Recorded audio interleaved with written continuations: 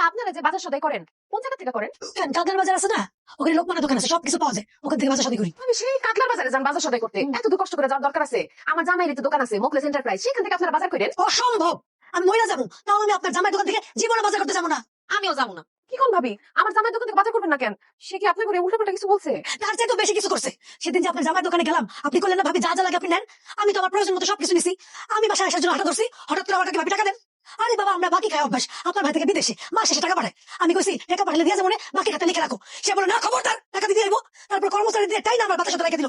তারপর অপমান, আপনার প্রতিজ্ঞা করছি আমি আর যাই করি নাই করি, আমি আপনার জামাই দোকানে কোনো বাতার সাথে করবো না।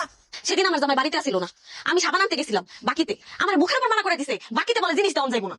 ভাবি, আগের দিন বাকি খাইছে, আমার জামাই তো পুরোপুরি পরিবর্তন হয়ে গেছে। সে এখন আর নগদে না, সবকিছু বাকিতে বিক্রি করবো। আপনাকে যা যা লাগে সবকিছু বাকিতে নিয়ে আসবেন, এরপর ভাইজান যখন টাকা পাঠাবো তখন আপনি টাকা দিন। আর ভাবি, আপনি যখন খুশি তখন দিন, কোনো সমস্যা নাই। কি কোন ভাবি, মোকে যখন বাকিতে বিক্রি করে সত্য বলতেছেন? না না, আমার বিশ্বাস হয় না। বিশ্বাস হইতেছে না তো ঠিক আছে, আমি আজকে আপনাকে সবাই আমার জামাই দোকানে নিয়ে যাবো, আপনাকে যা যা লাগে সবকিছু আমার সামনে দাঁড়ায় কিনবেন বাকিতে। ঠিক আছে ভাবি।